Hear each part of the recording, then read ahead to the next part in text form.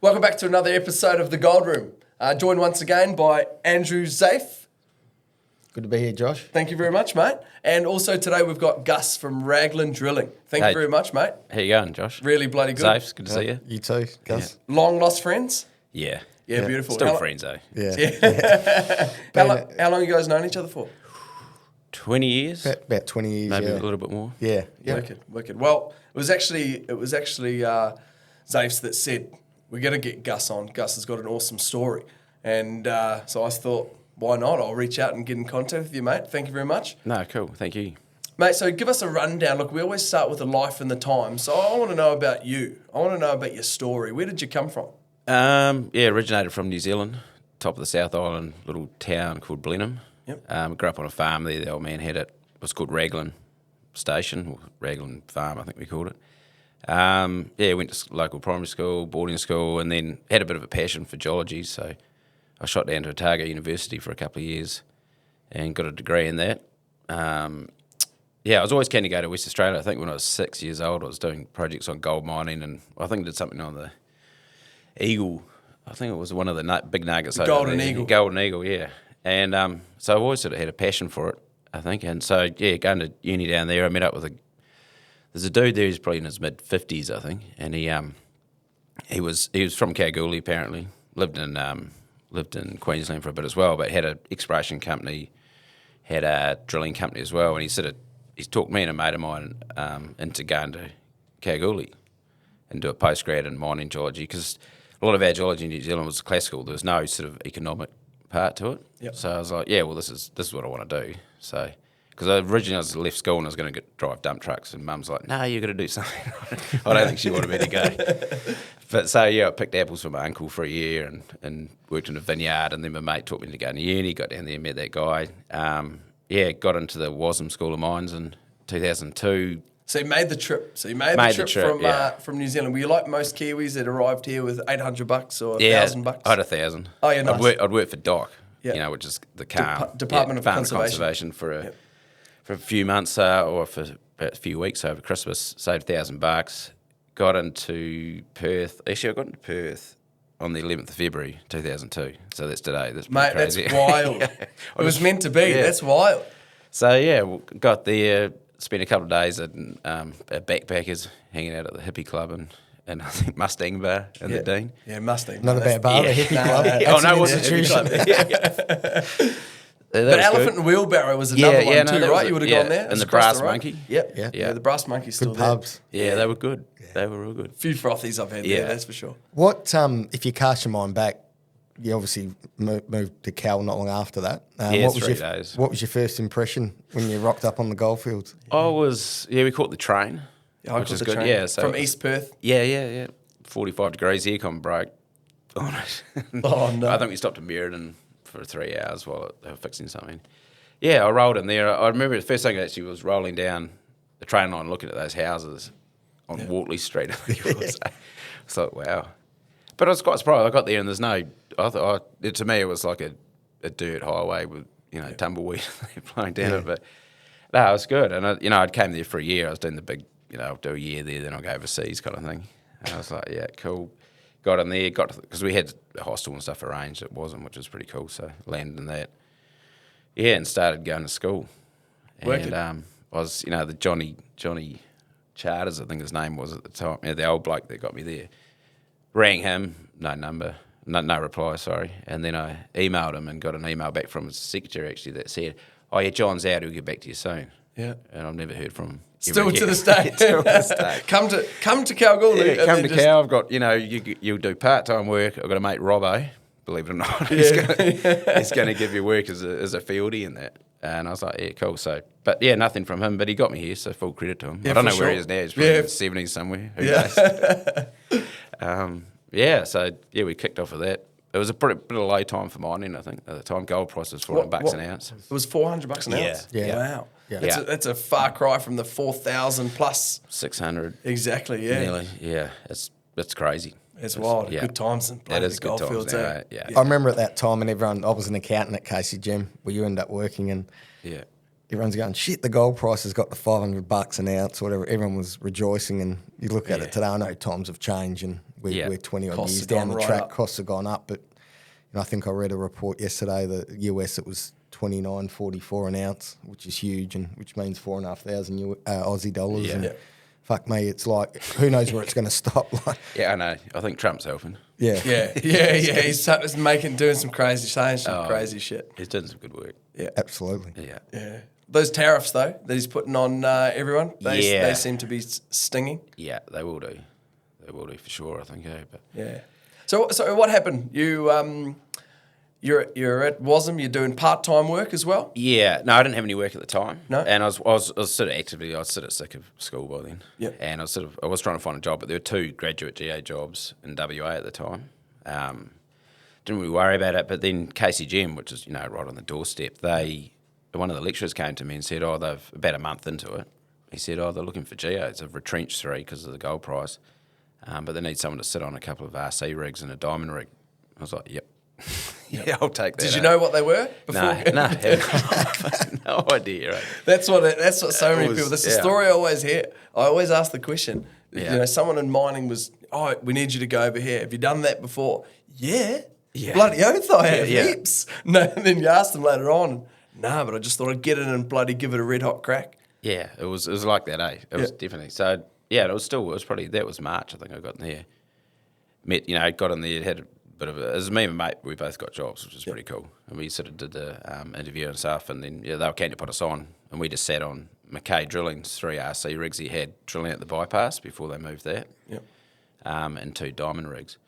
So I did that for about a month or 2, and then went back in May for graduation, caught up with my brother Huey, and What was he on back in New Zealand? he was mustering on Glenthorne Station in the Rakaia, and I think he's close to $17,000 a year. Far out. And it was, and he was in 16-hour days up and down those Southern Alps. He was a machine at that time. He still is, but fit as shit. So I sort of convinced him to come over and got him a job at McKay's. What did he start on at McKay's? Oh, shit, I don't know. He was probably doing 70 grand a year, I reckon. He's hit the jackpot. Yeah. So it was, I think Dad was a bit disappointed at the time because I dragged my brother over. But so he got into McKay's and was working there. I think he worked there 4 years. I think he did 3 months offside him before he actually started drilling. He's pretty capable.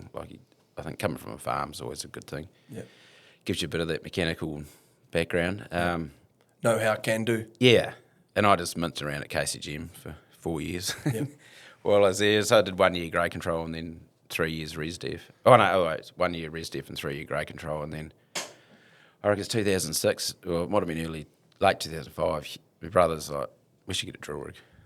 Awesome. What a plan. And that was about the plan at the time. Yeah. We saved a little bit of cash up.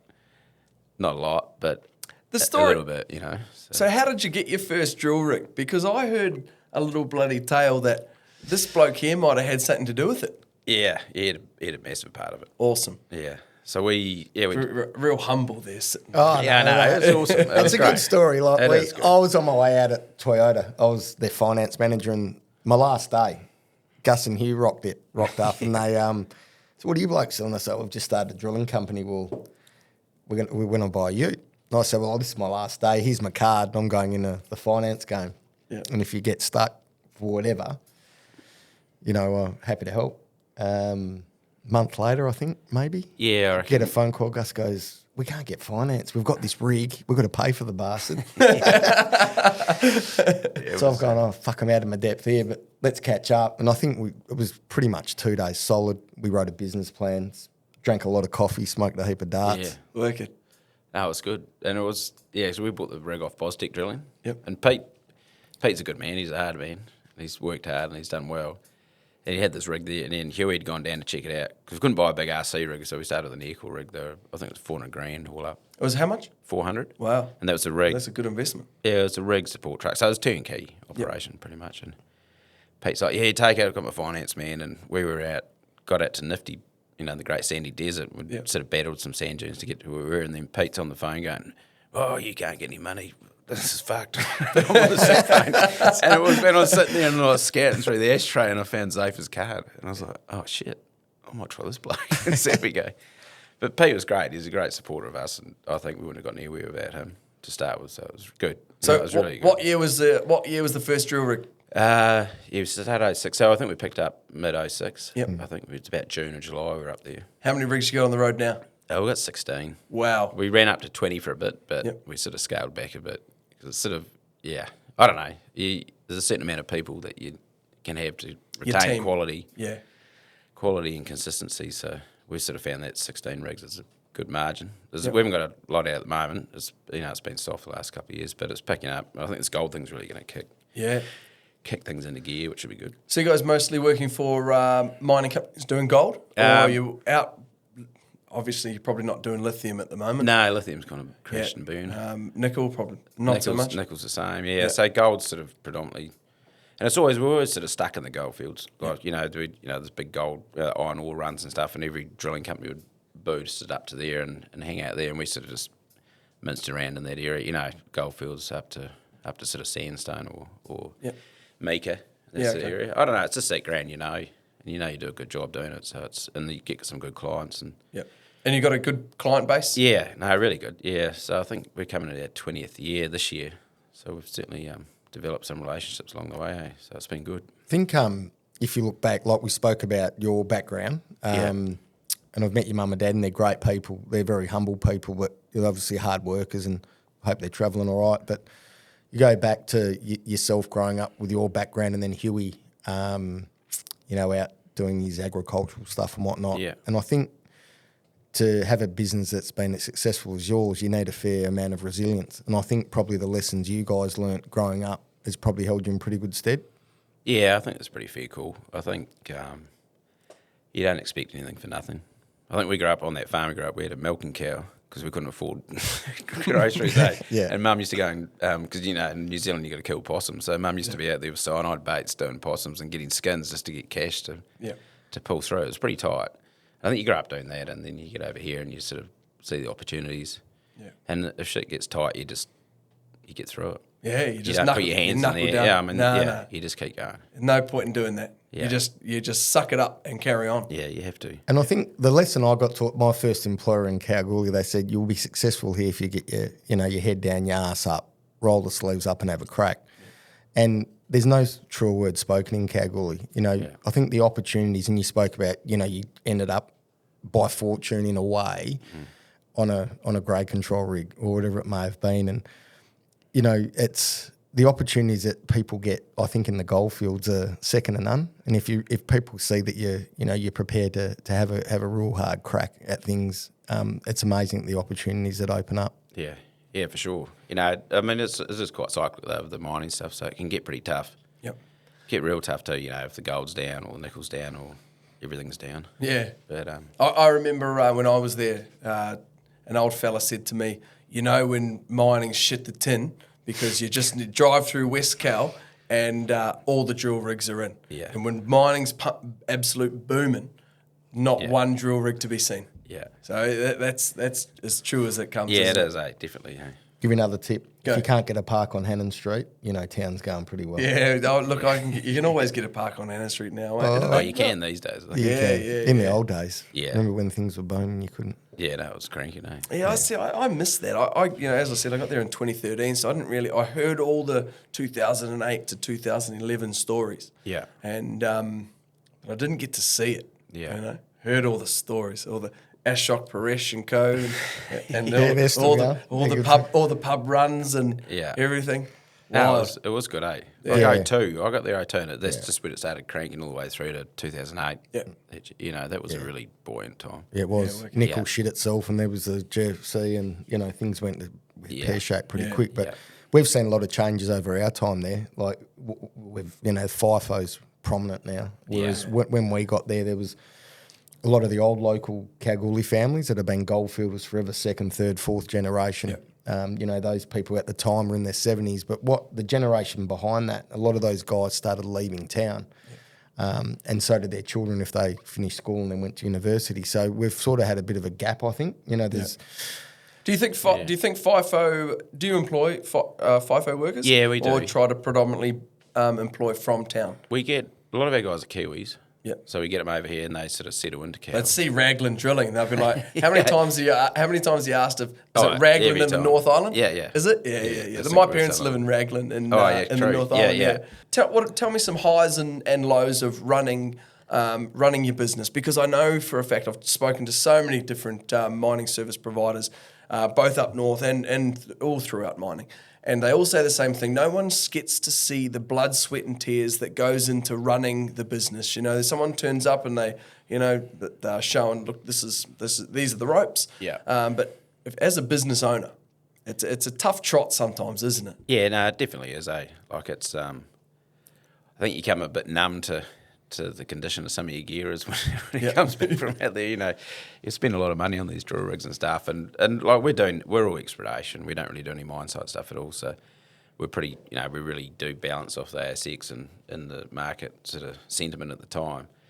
So yeah, you come out, it's I don't know, you put a lot of money into it, and shit happens. Shit breaks and stuff like that, and I think that's probably a bit of a low point. At times, you got that stuff, and the guys do everything they can do, but I don't know. Sometimes just stuff happens. Yeah. But in terms of good stuff, I mean, I think I really enjoyed it. So yeah, when we first started, I offsided my brother, so we went out there, and he'd had the hard knocks from McKay's as an offsider right through to drilling and stuff. Yeah. So when I got out there wasn't much love of lost. It was cool. It was good, and I enjoyed. I went from being a J8 offsiding on the equal rig. I lost 14 kilos in the first month. The beer belly's gone. Oh, fuck, mate. It was gone 27, eh? I was like the best I've ever been.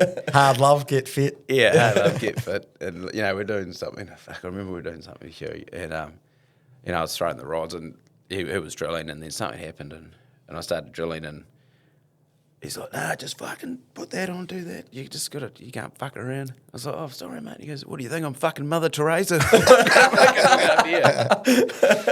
But no, it was great. I really enjoyed that time with him. I think we've spent, I worked out, like until recently, we'd spent 4 years apart, up until probably about 4 or 5 years ago. Yeah. While I was at uni and he was doing the farm stuff. So yeah. What's he doing now? Sorry. Yeah, no, he's with me 100%. Yep. Oh, yeah, cool. He's living in Perth now. His kids are at high school down there, so they made a decision to move down.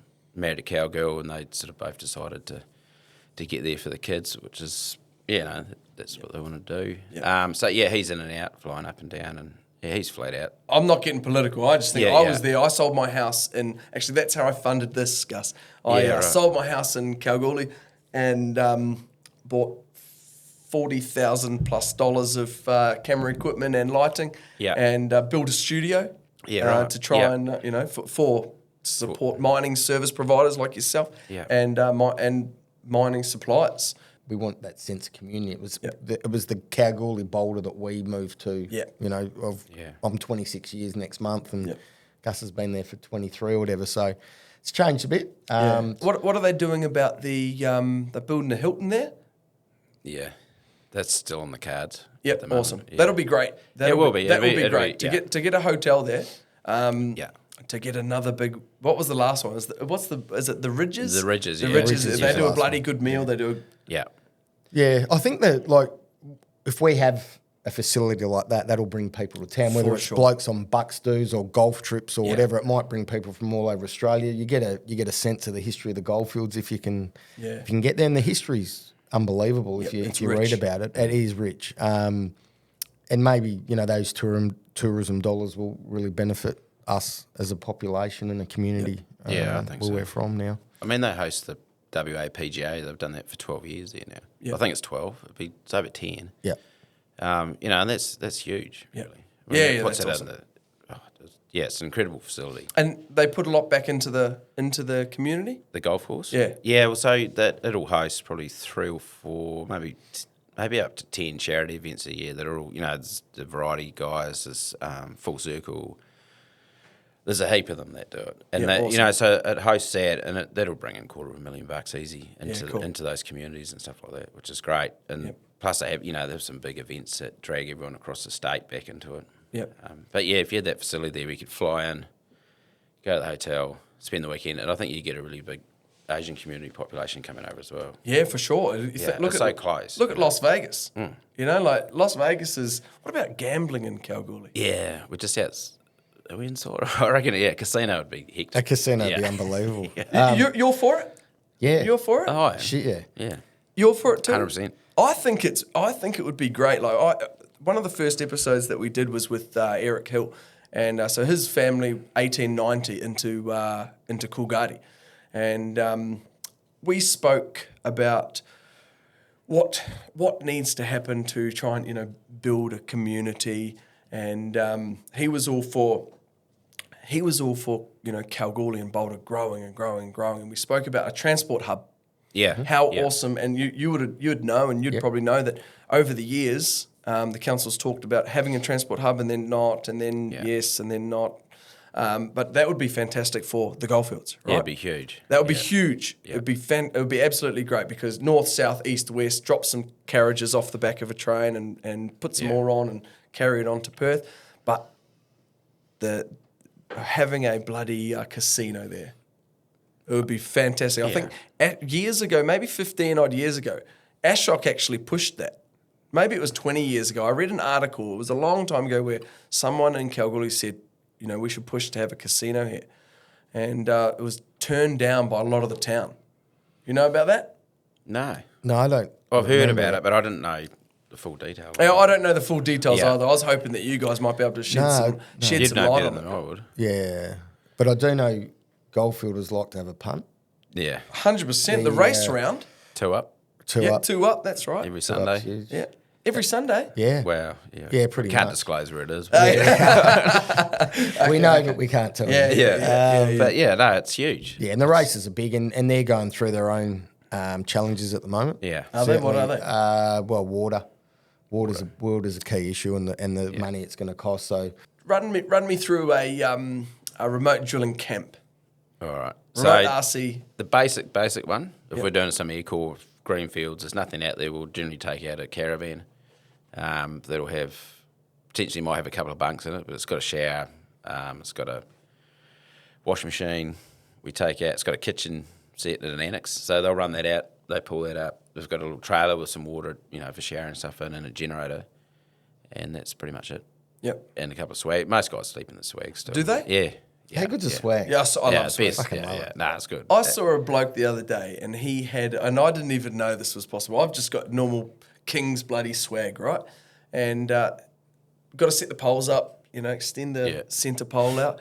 There's a fucking blow up a swag now, and it's just a bloody pump. You pump the thing up, and this thing stayed up for 2 days without, not like an old airbed. Yeah. This thing was just the centre part was just all. He pumped it up, and then threw the mattress in, and he was away. Yeah, wow. Haven't seen them. No, I haven't seen one of them either. I'd never seen it before. I couldn't believe it. He'll probably buy one. Yeah. I don't get that much anymore. So you don't go out much anymore? No, You get out I on get out a levers? bit. Yeah, I was a drill last. Actually, end of last year, I did a little bit of drilling. Yep. But that was on some of our own tenements. We were cruising doing that. So Really? yeah. Okay. Yeah. So you've got your own tenements as well. Yeah, we've got a few there that we Makes sense. Geology. Well, yeah, it's sort of There's always the opportunity, eh? Yep. Like if you're not in it, you're not going to win it, eh? Exactly. So- That's exactly right. So those environments are quite harsh. They can be Yeah. in terms of working and living. Yeah. I know you look after them well. Yeah. So that leads me to, what do you think the characteristics are for someone that can succeed in the industry? If you've got a young bloke that might be listening, That's a fucking great question. and Zach. what do we think? What are you looking for? I don't know. You got to be fit, and you got to be proper fit, not just think you're fit because you got your 10,000 steps up for the day. Yeah. You got to be able to handle a certain kind of mentoring. You'd call it on the rig. I think like I've heard about it. Well, yeah, it's not crazy, but it all relates back to operating safely and everything like that. And it's a loud environment. People are going to yell at you. There's flies. There's dust. Yep. There's heat, and then it gets fucking cold in the winter as well. Shit's heavy.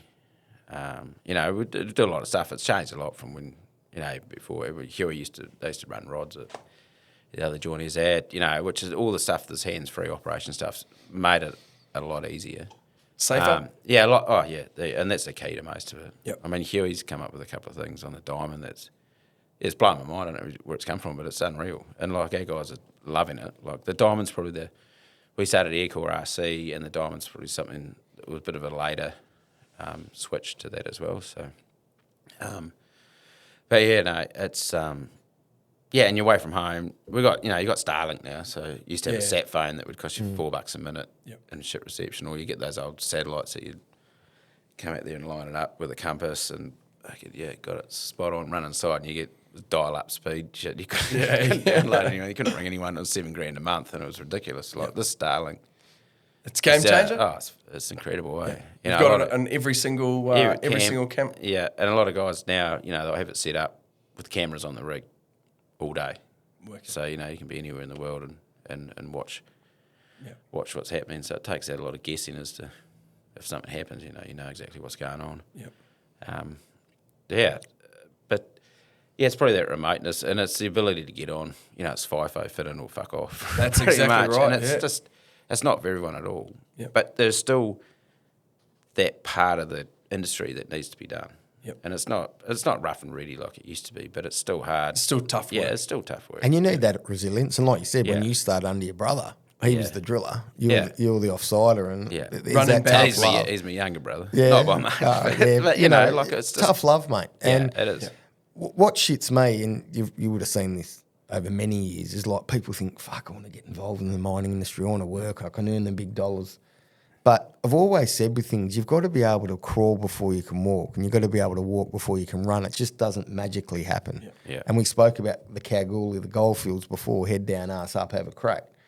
So they've got to have some patience as well. But I would think if they're a good listener, they're prepared to work hard and do that extra bit. Yeah. Then that's when they get the respect from their supervisors or and their drillers. Drillers and is their the drillers. main one. Yeah. Yep. Yeah, I mean, if you've got someone that's going to listen to what you do, you got to suck it up and go, I don't know what the fuck I'm doing here. Like, you trust these guys, they're going to get you through it. Yep. You are green. Do you get a lot of blokes that come in and just want to go straight on the rig? Yeah. Everyone. Or go offsiding. Or go drilling, you mean? Yeah. Yeah, no, I've had a few. Yeah, they few can't. They wouldn't last long, right? No, It's not that really. whole crawl before you can walk. Yeah, it is. Carry on. You've got to, because you got to see how the rig operates. You got to see what happens in different situations. You got to know how to. So, and this thing about these exploration drillers we've got, like, they're not just drilling. Like, if you go, no offence to anyone or anything, but if you're sitting in a pit doing blast holes or something like that, it's pretty straightforward. Like the ground doesn't really change a lot. Like it's reasonably consistent. I'm not pissing anyone off by saying this, but it is a fair call. Someone like take shallow offence, holes. mate. That's how the Come Someone out take bush offence. That's and the fuck it. internet. Yeah. But they will. Of course they will. But you get out there and you're drilling, a couple of 100-metre holes, 300-metre holes in ground that no one's really drilled in before. You don't know what it's like. Shitload of water. So you're operating the drill rig. You're making sure you've got all your supplies because you're remote. Yep. Then you got 2 to 3 guys that you're in control of and you're in charge of, and they're young guys and impressionable guys, and one of them might be green. You got safety meetings, you got your client to deal with, and then you go home. You got a camp, you got a generator, you got food, you've got it's a big job, and it takes time to be able to get Navigate. capture, and be able to do the whole thing at once. Like you get a training driller, and they've worked through. They've been the offsider. They've gone and done the fuel run. They've gone back, cooked dinner. They make sure you don't wear your boots in the caravan, and you fucking make sure you do your dishes and mop the floor before you get out. And then you build that culture with them. Yep. So whether it's right or wrong, what we do, it works. Yep. And but it's you can't just rock up there and go, fuck it, I'm going to be a driller. Yeah, for sure. Because they are the supervisor. They're the manager of that rig and that program. Yep. 90% of the time, unless you got 2 or 3 of them there and a supervisor running around. But yeah. Mate, run me through a typical day at Raglan Drilling. Up at 4:30. Yeah. What are we doing out on the rig? Summertime, 4:30. Yep. Especially with this heat. So the boys will get up 4:30, pre-start generator, kick that into gear, make some coffees for the driller if they know how to run the show properly. Sort them out, keep them going, keep them happy. They'll get the esky out, they'll get the food. Normally, we've got ham and stuff like that frozen. They'll take some bread and stuff like that out, and some fruit cups if they want, or up and goes. Or Yep. Up and goes aren't that popular anymore, but Aren't they? Nah. No, not so much. But, so they'll do that. They'll get out there, pre-start meeting or toolbox meeting, normally with the client, run through what's happening today, mate. It's going to be hot. We really focus on that. They do hydration testing in the morning. This is more summertime sort of stuff. Yep. Drive for the rig. Generally, the whole point about camping somewhere with the remote is you're close to your drill site, so it might be 10, 15 minutes. Get there, get to the rig. Depending on who you got on the rig, the driller will do the pre-starts on the machinery, the rig, if it's RC, rig, auxiliary booster, trucks, walk around. Generally they're filled up the night before, they might fill up in the morning, depending on how they're going. Turn the rig on, give the old geo the thumbs up, you're going to kick it off, and then they'll, depending on how deep the hole is, they'll probably drill maybe a day, or depending on how, if it's 200 metres, they might finish that hole off, and they'll pack the gear up, pack all the shit up, and then roll to the next hole, stand back up, keep drilling. Drillers keep an eye on the boys, another hydration test probably at 10 o'clock. We do a few now, so it's pretty effective. Yep, and then they've got a set of stuff to follow, so if it's, if you're sitting on 90 on this hydration thing, then maybe do this, keep an eye on them. Plenty of water, the big esky water and stuff like that we take out as well. And depending on whether the holes are short or long, you might be on the hole all day. The offsiders are there, so he's drilling, the offsiders are running the samples, making sure the pads are clean, keeping the water away, if we've got lots of outside stuff like that. And then pack it up, 5 o'clock, grease the rig up generally. Yep. Bit of a clean off, wash up, drive back to camp. One of the offsiders jumps in, has a shower, gets out, starts cooking dinner while the other two have a beer. Nice. Then that's just what you do. Hierarchy. So you're looking at a 13 to 14 hour day? We're closer to 12. Oh, okay, that's all right. That's a So standard, that's a standard day. So it's not long. It's a tough job. Yeah.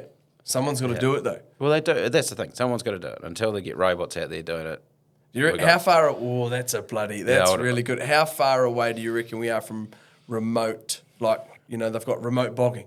They've got remote trucks that have been driven from bloody headquarters in Perth. Yeah. How far away do you think we are from? Have you been to China? Been to any drilling expos? Did you go to that mine expo in Las Vegas last year? No, I wanted to. I wasn't allowed to. Yeah, I wanted to go. If you go, I'll come. I think it would have been awesome. Well, I'm pretty sure Ranger. I'm sure I saw a thing with Ranger Drilling's actually got a fully remote rig. Well, it's kind of like autonomous. Yeah. Well, I'm not 100%, but I know they were testing one, and I saw some stuff on LinkedIn about it.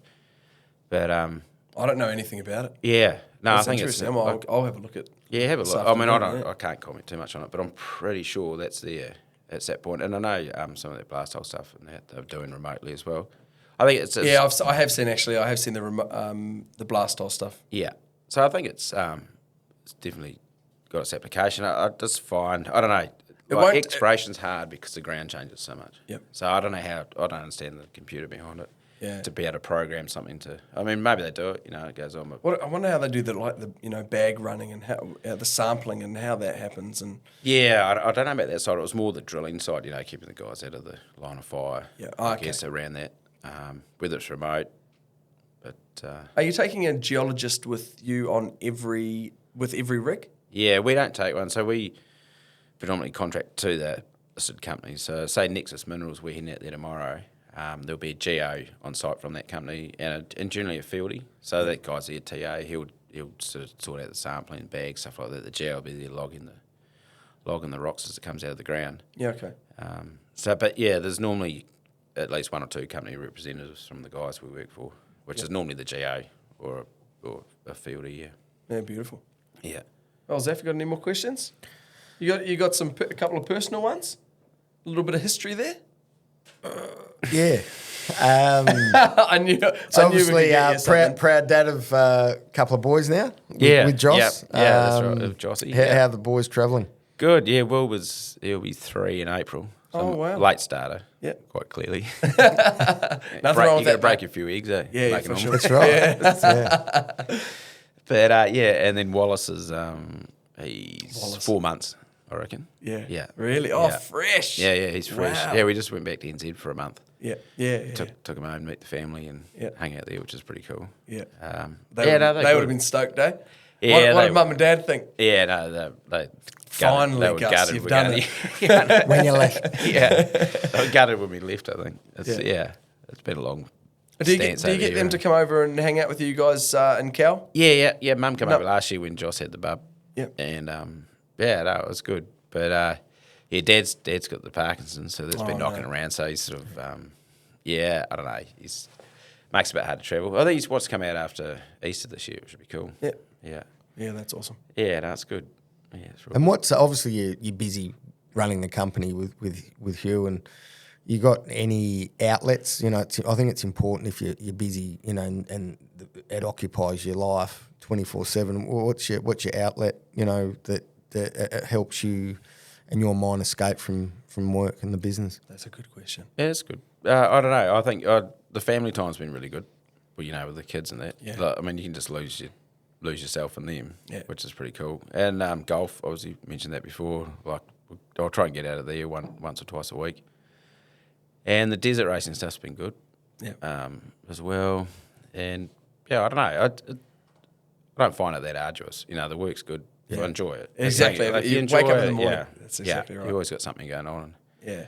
Yeah, I'm much the same with the kids. You know, like I work a crazy amount of hours. You know? I work a lot. I'm working most days. Yeah. I love it. Yeah. But it's those, you know, like today we've got soccer practice. You Yeah, know, so I'll pick the boy up from school and then I'm dropping the older one off to the gym. He's got a weightlifting class, and then the young fella's got his soccer training. He loves it. Yeah. He loves it. Yeah, He was that's cool. sprinting. He was sprinting out on the road. We were riding our bikes, and he was just sprinting How old are up your and down. kids? So I got Tristan's 14. Yeah. And Lakin's 10. Yeah, nice. Yeah, good age. Good Yeah, age. yeah, Oh, cool. it's a good age. But take me back for maybe a month.